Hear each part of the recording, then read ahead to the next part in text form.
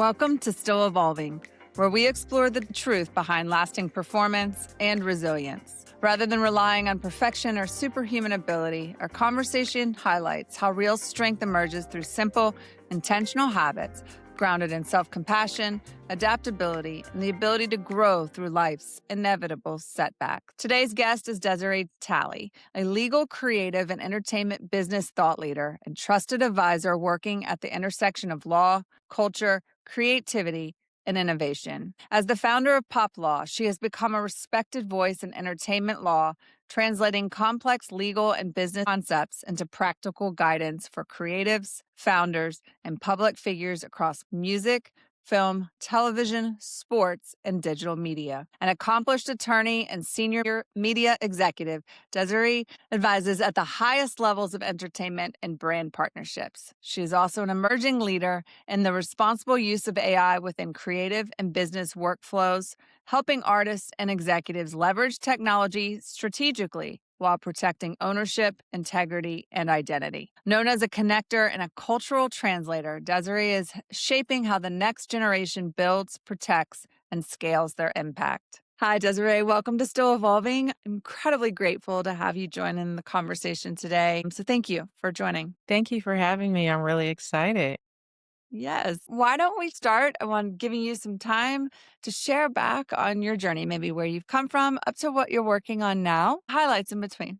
Yeah, I'm from a small city. Some people may know it's called Vallejo, California. It's in Northern California. It's about 5 minutes from Napa. It sits in between San Francisco and Sacramento. So I started there just being a really top student at a very diverse community, but knew that there was more than what the environment that I came from. So while I had a great environment, I'm the first in my family to go to college and get a secondary degree. And through that journey, it also inspired my mother to go back to school and then eventually become a therapist. So that was great. Us going to college together at the same time, which was amazing to watch her and be inspired by me.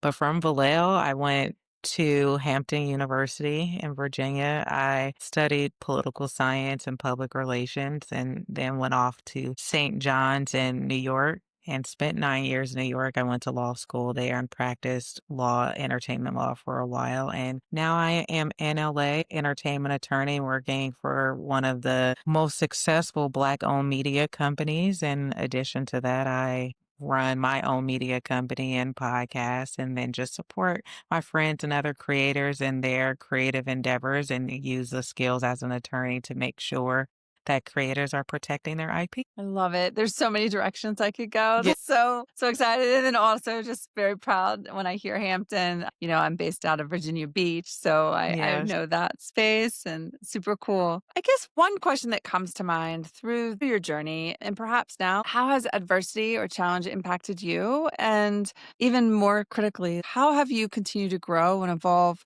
through that so that, I hear now you're in LA, certainly a very full plate with all that you're doing. But how have you managed to use the challenge for growth? That's a really great question. My professional career has been very challenging the past 2 years with working for a small prominent company that had all of this popularity. We had some internal challenges with our former chairman.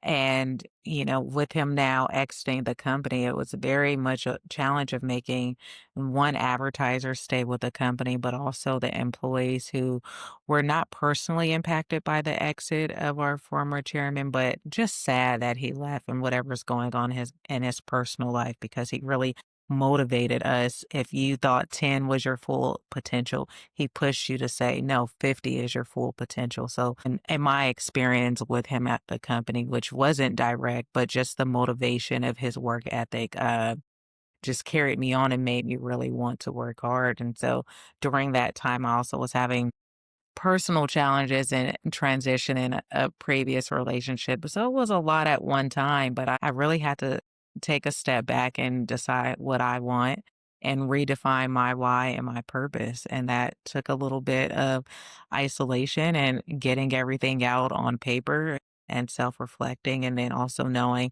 everything that it took me to get to the place I am now is not to be what keeps me here, or also gets me to the next level, whatever I want that to be. So it's really defining the why and the purpose again to make sure I have the next steps for a more full life and not just be solely focused on work. It really sounds as if those actions of reflection really helped now perhaps bring clarity because it's really easy to get caught up in this pace, juggling the personal relationships that we have in our lives and certainly our ambitions in our career. And then one day you look up, it's like, wait, where am I going? What am I doing? Why am I doing this for? And so I love that recalibration. And sometimes it does come in the midst of adversity. Oh, it kind Right. of Yeah. forces our hand to pause and reflect. But I think such a critical exercise for all of us to consider.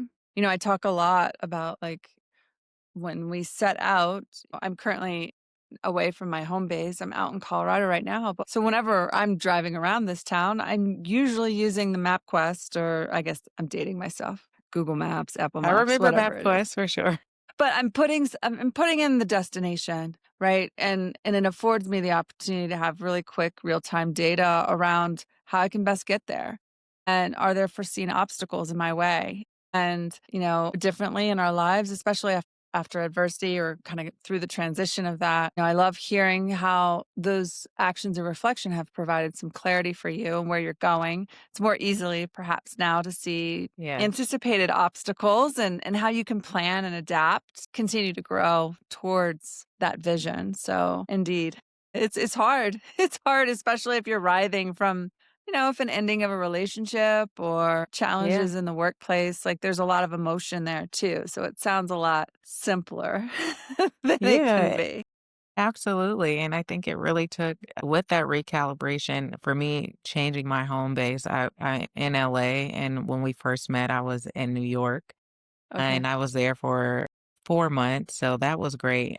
I lived in New York for 9 years, but coming back into that place where I started off my career, my early 20s, and, the hustle and bustle culture of New York, but also just a change of environment. And sometimes the biggest obstacle in our way is ourselves, and we don't necessarily know it. So just being in that new environment at the time, but which was also familiar, really helped me recalibrate and get back in alignment. It can help dampen some of the noise, if you will. Like you Yes. talk about the hustle and bustle of New York, and a lot of noise people find energy in, but also no matter where you are, like there can be a lot of external and internal noise that pulls Yeah. us away and maybe causes us to like attach to things that really aren't the most pertinent or needed in the moment. And I hear also that physical distance helps to kind of recalibrate, resettle. So what grounds you now? Like what keeps you going now?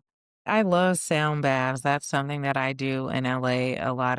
Have a really great sound healer where we go to the mountaintops in Malibu, and it's a group setting. It's not private, but that's something that really helps me a lot. I got back to journaling. I was used to journal, but I stepped away from that.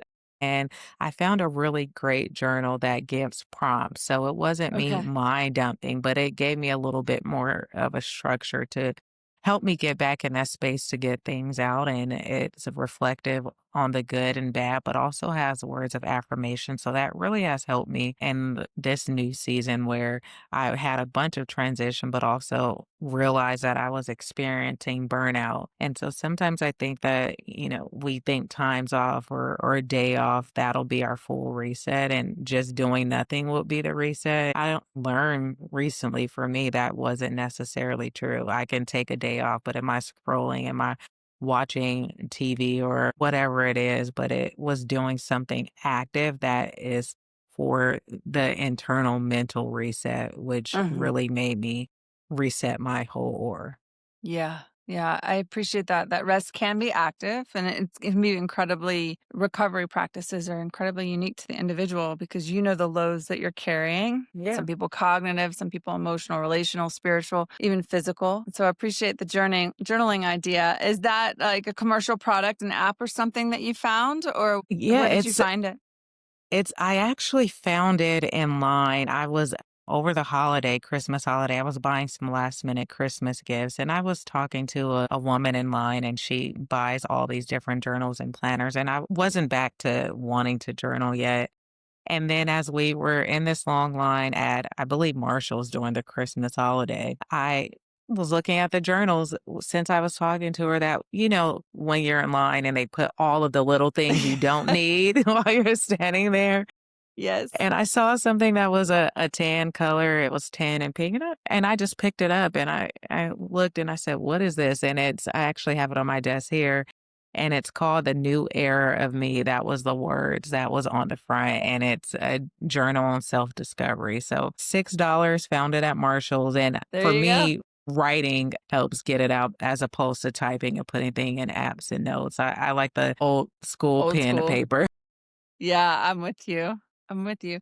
You mentioned burnout, and someone asked me the other day when I talk about high performance optimization, do I mean in that moment, like where we have to give that pitch or that presentation or have that crucial conversation? Or what is the role of sustainment for this, right? Because none of us have, careers built on those one single moments.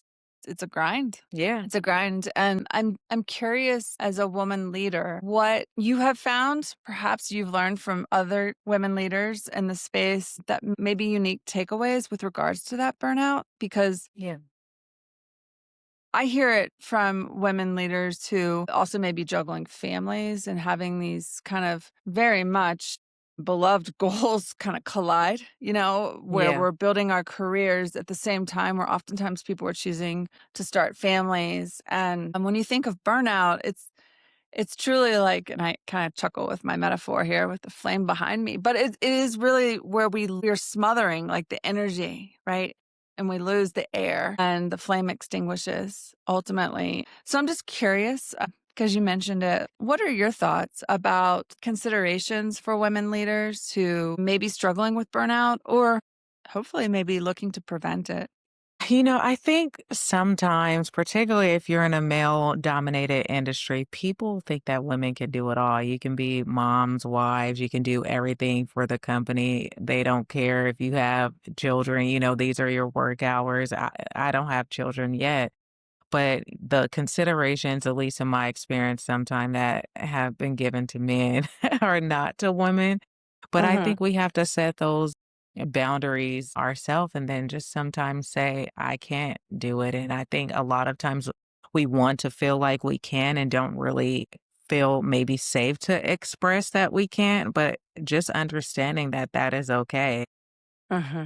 And it took a while for me to feel confident to be able to do that. Being a lawyer for the company and we have a very small legal team, I realized that everyone else was taking their time off. People will call and text me all times of the hour. So I just had to tell them, I will get back to you in 48 hours or 24 hours.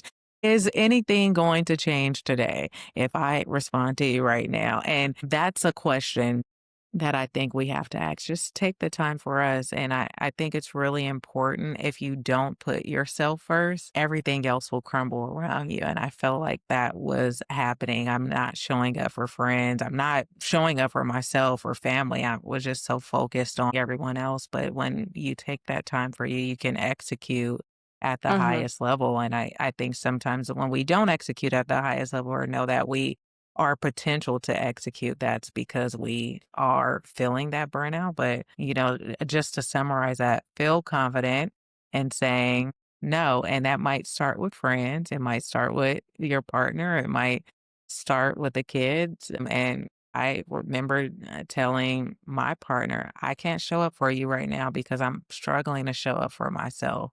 Just Hmm. give me a minute and then I will Yeah. get back to it. And once I expressed it, then, he understood that. But also, once I told myself, I was able to create those boundaries and really put me first. And I have a hard rule no work on Sunday. I don't work on Sunday. I go to church. I might go to a hike. I might go to brunch. Or it might be those moments of rest where I want to watch a movie or catch up Hmm. on something personal goals that I've been sitting on. So I established that rule for myself and it's been working out really well. Protects that so much when those actions are very much aligned with, like you were talking about earlier, your vision and values of who you are and your purpose and where you're headed, right? Yeah. And I call it actions of reflection because it's to drive behavior, right? It has to drive and put into place, put into our lives. Otherwise, it's just like an intellectual exercise of where you can write in your journal and you can kind of think about who you want to be or where you want to go. But the actions is really where it manifests. And Absolutely. I appreciate that. It is certainly something over the course of my career I've struggled. And I think all of us achievers and especially pleasers, like we Yeah. want to work hard and we want to deliver on those expectations, not just like acknowledging those boundaries or acknowledging saying no, the limitations, but having the courage to do so. Right. Yeah. There are very few business emergencies, true True emergencies. emergencies. Yes. Right? So, and it doesn't mean that we don't communicate. It doesn't mean that we're just kind of like mindlessly checking out Yeah. to kind of go do our thing. I appreciate how you said, I got your email. I'll get back to you in X amount of time. Or, Yeah. on this day, I'll be unavailable. And so people know they understand and can adapt to Yeah, where you're it's at. all about So, communicating. And once you totally. communicate it, then most times people will respect it. But if they don't, then that's another conversation to have. And maybe that's And not the critical right data environment. too. Yeah. Yeah. Yes, yes, critical information to have and understanding that relationship and that space that you're involved in. You mentioned the journaling, and you mentioned some of the recovery strategies that you've used, but I'm curious in you're now in Southern California, multiple roles, either as creator yourself or certainly advising those creators with their legal rights and all that comes with that. What would be an immediate actionable strategy that you have found? And it could be more recent, but it also could be something that you found over the course of your career that's really helped you stay grounded, committed in that vision that you have for yourself. I am really taking advantage of AI tools right now, and Are I'm you? learning Yeah. them. And I know sometimes people are scared of AI, but I think if you don't embrace it, you'll get left behind. And that's the worst thing that can happen. The power is knowing how to use those tools. So I am currently learning about different apps. There's a program, of course, if I'm not endorsing them, I haven't gotten through it, but I'm just saying the tool that I'm using. And it's a central hub of all of the most popular apps, and it just teaches you how to use those. So I'm learning those types of tools so I can reduce my time to plan, plot, and strategize different ideas that I have in my head that I may not know how to start or I don't have the time to write the business plan or the idea. So I use an app, including ChatGPT, just to get it out of my head, and then it's in the Yeah. archives. And then I can go back when I have the time to figure out how to execute a strategy that it may have given me. And that's down to business planning. That is even time blocking your day. Uh-huh. That is even with calendar reminders or budgeting, organizing it, using the different tools. So I am very active in the AI apps right now, learning just how to essentially buy back my time. And then I'm listening to a lot of ebooks. I used to love to read, but I read all day for work. So I'm listening to audiobooks a lot right now. I just appreciate the openness, the curiosity for the AI tools. I heard you say like there is a lot of fear out there, uncertainty, and everybody deals with that differently. And yeah, I think we talk about like what got you here won't keep you here, right? Yeah. We are not living in a static bubble. We are continuously to change ourselves. The world around us is continuously changing. So it kind of makes sense. You may not choose to use it. You may not choose to kind of go lead some new AI company or something, but Right. just recognizing, I kind of think back, I was in college before the internet, and Yeah. yet we adapted. I think the suddenness of this feels scary, but I appreciate your openness and curiosity and seeing how it could help evolve you. Yeah, absolutely. Desiree, thank you so much for the conversation today. Very much appreciate your time and sharing on your journey and the lessons learned. Thank you so much. I hope someone out there is listening got a little bit out of what I was talking about, but it was a pleasure.